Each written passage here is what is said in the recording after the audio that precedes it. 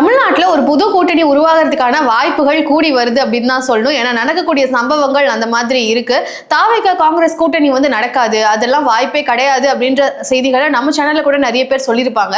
ஆனா அதுக்கான வாய்ப்புகள் இருக்கு, கிட்டத்தட்ட உறுதி செய்யப்பட்டிருக்குன்னு சொல்ல முடியாது, ஆனா வாய்ப்புகள் இருக்கு அப்படின்ற ஒரு சூழல் தான் இருக்கு. அதுக்கு காரணம் என்ன அப்படின்னு பாத்தீங்கன்னா, மாணிக்கம் தாகூர் அவர்களா இருக்கட்டும், பிரவீன் சக்கரவர்த்தி போன்றவர்கள் எல்லாம் காங்கிரஸ்ல எதிர்மறையான கருத்துக்களை வந்து முன் வச்சிட்டு இருக்காங்க. நெகட்டிவான கருத்து அப்படின்றத தாண்டி அவங்க வந்து தாவேகா கூட கூட்டணி போறது நல்லது, தாவேகா வளர்ந்து வரக்கூடிய கட்சி அப்படின்றத பொதுமக்கள் மத்தியில வச்சுட்டு தான் இருக்கிறாங்க. கூட்டணி பத்தியோ கட்சியில வந்து சீட்ஸ் பத்தி இதெல்லாம் வந்து பொதுமக்கள் மத்தியில பிரஸ் மீட் எல்லாம் கொடுக்க கூடாதுன்னு சொல்லி மேலிடத்துல இருந்து அவங்களுக்கு உத்தரவு வந்தாலுமே அதை அவங்க தொடர்ந்து தான் பண்ணிட்டு இருக்காங்க. இவ்வளவு ஏன் பிப்ரவரி 12ஆம் தேதி மாணிக்கம் தாகூர் அவர்களும் சரி, பிரவீன் சக்கரவர்த்தி அவர்களுமே சந்திச்சு ராகுல் காந்தி அவர்கள் பேசியிருக்கிறாங்க. அப்போ இந்த விவகாரத்தை நம்ம எப்படி புரிஞ்சுக்கணும்ன்ற ஒரு பெரிய கேள்வியானது உருவாகுது. இவங்க தான் காங்கிரஸ்ல எல்லாருக்கும் இருக்கக்கூடிய கருத்துக்கு மாறாக ஒரு கருத்தை வைக்கிறாங்க. ஆனா அவங்களையே ராகுல் காந்தி அவர்கள் சந்திச்சு பேசினாரு அப்படின்னா இவங்களோட கருத்துக்கு மேலிடமும் ஒத்து போகுதோ அப்படின்ற ஒரு கேள்வியானது வருது. முதல்ல காங்கிரஸ் வைக்கக்கூடிய டிமாண்ட் என்ன அப்படின்னு பார்க்கலாம். காங்கிரஸ் கிட்டத்தட்ட 40 சீட், அது மட்டும் இல்லாம ஒரு பவர் ஷேரிங்கும் வேணும் அப்படின்றதுல உறுதியா இருக்கிறதாக தகவல் வருது. அது மட்டும் இல்லாம இது இல்ல அப்படின்னா இன்னும் 2 ஆப்ஷன்ஸ் வந்து காங்கிரஸ் வச்சிருக்காங்களா. என்ன அப்படின்னு பாத்தீங்கன்னா 6 அமைச்சர்கள் 6 மேயர், இந்த ஒரு ஆப்ஷன் வந்து எங்களுக்கு கொடுங்க. அப்படி இல்லையா 12 வாரிய தலைவர்களும் 6 மேயரும் வேணும் அப்படின்ற மாதிரி டிமாண்ட் வைக்கிறாங்க. இது ரெண்டுல ஏதாவது ஒண்ணு காங்கிரஸ் வந்து ஆப்ஷனா கொடுத்து இதுல ஏதாவது ஒண்ணு திமுக டிக் பண்ணும் அப்படின்ற மாதிரி வெயிட் பண்ணிட்டு இருக்காங்க. ஆனா திமுகவினுடைய அதிகபட்ச அவங்களால செய்ய முடியும்னு அவங்க சொல்றது என்னன்னா 18 அப்படி இல்லைன்னா 28 தொகுதிகள் உங்களுக்கு கொடுக்க முடியும் அப்படின்றதுதான். 28 சீட் தான் தர முடியும்ன்றதுதான் காங்கிரஸுக்கு திமுக வைக்கக்கூடிய முற்றுப்புள்ளி. அது மட்டும் இல்லாம காங்கிரஸ் அப்படி இல்லைன்னா ஒவ்வொரு மாவட்டத்திலையும் ஒரு தொகுதி அப்படின்ற அடிப்படையில 38 தொகுதிகளை வந்து கேட்கிறாங்க. ஆனா திமுகவோ இது இவங்களை வந்து ஒரு சுமையாக தான் வந்து பார்த்துட்டு இருக்காங்க. உங்களையே நாங்க தூக்கி சுமக்கணும் அப்படின்றதுதான் திமுகவினுடைய பல நிர்வாகிகளினுடைய மைண்ட் வாய்ஸா இருந்துட்டு இருக்கு. சோ இப்படி காங்கிரஸ் திமுக மத்தியில சில காலங்களாகவே கூட்டணி அப்படின்றது சரியான முறையில இல்ல. காங்கிரஸ் கட்சியில புதிதாக தேர்ந்தெடுக்கப்பட்டிருக்கக்கூடிய மாவட்ட தலைவர்களுக்கான பயிற்சி முகாம் வந்து நடத்தப்பட்டிருக்கு. அந்த முகாம்ல கிட்டத்தட்ட 74 மாவட்ட தலைவர்களுக்கான பயிற்சி முகாம். அது பயிற்சி முகாம்னு பெயர் வச்சிருந்தாலுமே அங்க கிட்டத்தட்ட கூட்டணியை பத்தி தான் வந்து பேசியிருக்கிறாங்க. தாவேகா கூட்டணி, காங்கிரஸ் வந்து திமுக கூட கூட்டணி போகணும் அப்படின்ற அந்த விவகாரங்கள் பற்றி தான் அதிகமாக பேசப்பட்டிருக்கு. அது மட்டும் இல்லாம திமுக மேல ஒரு அதிருப்தியில இருக்கிறதையும் அந்த ஒரு கூட்டத்துல வந்து வெளிப்படுத்தி இருக்கிறாங்க. ஏன் அப்படின்னு பாத்தீங்கன்னா கூட்டணிக்கான சீட் விஷயங்கள் பத்தி, சீட் ஷேரிங் பத்தி எல்லாம் வந்து தோழமை கட்சிகளோட மீட்டிங் வந்து பிப்ரவரி 22 அப்படின்னு சொல்லி திமுக வந்து டேட்ஸ் கொடுத்திருந்தாங்க. ஆனா அதுக்கு முன்னாடியே நடந்த இந்த முகாம்ல அதிருப்தியை தெரிவிச்சிருந்தாங்க.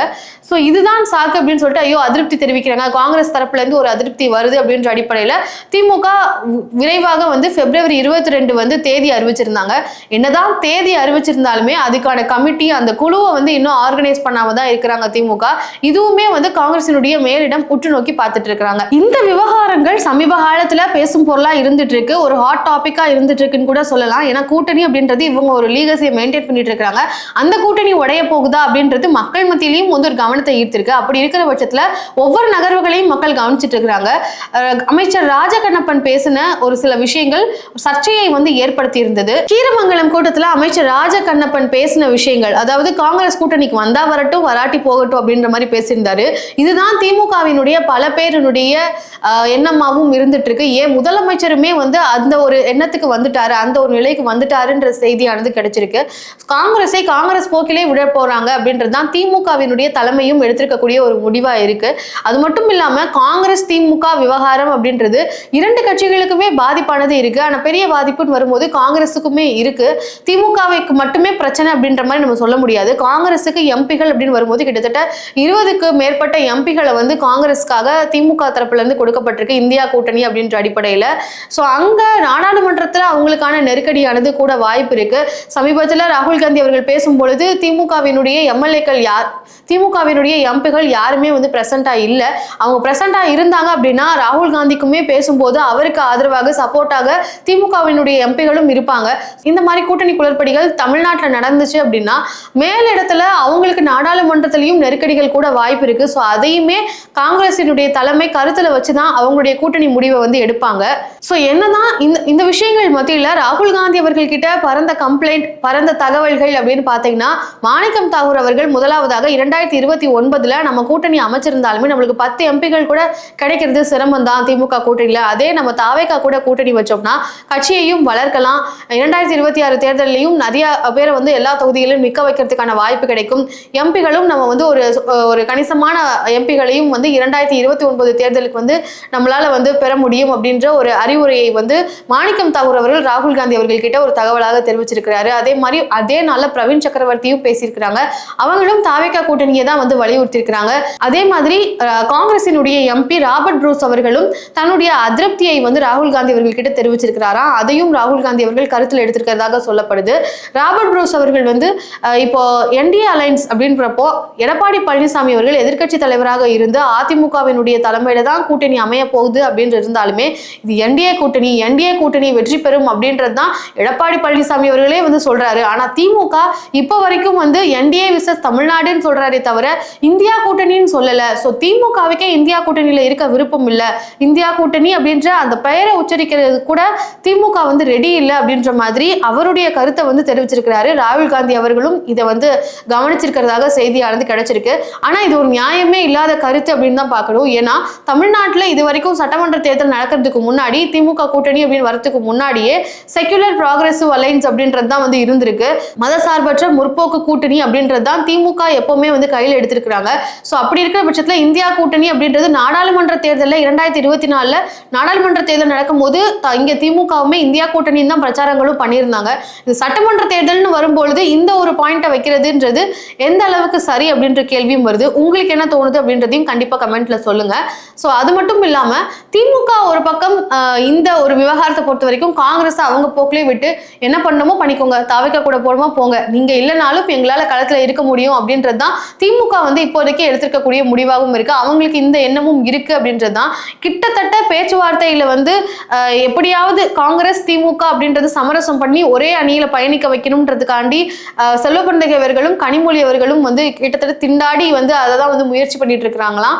ஸோ இருந்தும் இது வந்து ஒரு சிக்கல்ல தான் வந்து இப்போ வரைக்கும் இருந்துட்டு இருக்கு. ஸோ எம்பிகளினுடைய ஆதரவு ராகுல் காந்தி அவர்களுக்கு நாடாளுமன்றத்தில் தேவை அப்படின்றது ஒரு முக்கியமான விஷயமாக இருக்கிற அடிப்படையில் அதை வந்து கடைசி ஆயுதமாக திமுக பயன்படுத்துறதுக்கும் வாய்ப்பு இருக்குன்னு சொல்லப்படுது. அது மட்டும் இல்லாம காங்கிரஸ் மத்தியில இப்போ 2 கட்சியா வந்து பிரிஞ்சிருக்கு அப்படின்னு தான் சொல்றேன். 2 அப்படின்றத எப்படி பார்க்கணும்னா இது முன்னாடி இருந்தே வந்து எப்பவுமே காங்கிரஸ்ல நீடிச்சுட்டு இருக்கக்கூடிய ஒரு விஷயம் அப்படின்னு கூட சொல்லலாம். ஒரு புறம் வந்து திமுகவினுடைய பெனிஃபிட்ஸ் திமுக கிட்ட வந்து ஒரு இணக்கமாக திமுகவுக்கு சார்பாக திமுக கூட்டணி திமுக காங்கிரஸ் அப்படின்றத ரெஃப்ளெக்ட் பண்ணக்கூடிய ஒரு பக்கம், அதே மாதிரி தாவேகா ஆதரவாக நம்மளுக்கும் வந்து சீட் கிடைக்கணும் அப்படின்ற எல்லாருமே வந்து போட்டி போடுறதுக்கான அதிக வாய்ப்புகள் கிடைக்கணும் அப்படின்ற அடி ஒரு பக்கம். ஸோ இப்படி 2ஆ பிளவுபட்டு ராகுல் காந்தி அவர்கள்கிட்ட அவங்களுடைய கருத்துக்கள் எல்லாத்தையும் போய் போட்டுட்டு இருக்காங்க. ராகுல் காந்தி அவர்கள்கிட்ட இன்னொரு விஷயமும் வந்து போயிருக்கு. திமுகவுக்கு ஆதரவாக சொல்லக்கூடிய எம்எல்ஏக்கள் வந்து திமுகவுக்கு ஆதரவாக தான் செயல்படுறாங்களே தவிர காங்கிரஸ்க்கு ஆதரவாக செயல்படலை அப்படின்ற மாதிரி ராகுல் காந்தி அவர்கள் கிட்ட கம்ப்ளைண்ட் பண்ணியிருக்காங்களாம். ராகுல் காந்தி அவர்கள் வந்து அந்த கம்ப்ளைண்ட் எடுத்துட்டு இந்த முறை கூட்டணி அமைஞ்சாலும் சரி கூட்டணி அமையலனாலுமே இந்த எம்எல்ஏக்களுக்கெல்லாம் வந்து சீட் கொடுக்க கூடாதுன்னு முடிவெடுத்ததாகவும் செய்திகளானது கிடைச்சிருக்கு. ஸோ இதெல்லாம் எந்த அளவுக்கு உறுதி செய்யப்பட்ட தகவல் அப்படின்றதும் ஒரு கேள்வியாக இருந்தாலுமே திமுக காங்கிரஸ் கூட்டணி ஒரு பெரிய சலசலப்புல தான் இருந்துட்டு இருக்கு அப்படின்றது உண்மையான ஒரு விஷயம் தான். ஸோ அப்படி இருக்கிற பட்சத்துல திமுக காங்கிரஸ் அப்படின்றது சரியாக இருக்குமா, தாவேகா காங்கிரஸ் அப்படின்றது சரியாக இருக்குமா அப்படின்ற ஒரு கேள்வி வருது. உங்களுக்கு என்ன தோணுதுன்றத கமெண்ட்ல சொல்லுங்க. திமுக காங்கிரஸ் இல்லைனாலுமே தேர்தல் களத்தை ஃபோக்கஸ் பண்ணி தேர்தலில் எப்படி போட்டியிடணும் அப்படின்ற அந்த ஒரு விஷயத்திலையும் அவங்க தயாராகத்தான் இருக்கிறாங்களாம். காங்கிரஸ் தாவேகா கூட போறாங்களா திமுக கூட போறாங்களா அப்படின்றத பொறுத்திருந்து பார்க்கலாம். உங்களுக்கு என்ன தோணுது? மாணிக்கம் தாகூர் அவர்களுடைய ஸ்டாண்ட் அப்படின்றது இன்னமும் நிலைச்சுதான் இருக்கு. ராகுல் காந்தி அவர்களை சந்திச்சுட்டு வந்ததுக்கு அப்புறமும் அவர் அதே நிலையில தான் இருந்துட்டு இருக்கிறாரு. அப்படி இருக்கிற பட்சத்துல காங்கிரசினுடைய மேலிடத்தினுடைய முடிவு யார் பக்கம் இருக்க போகுதுன்ற உங்களுடைய பார்வை என்னன்றதை கண்டிப்பா கமெண்ட்ல சொல்லுங்க. நன்றி.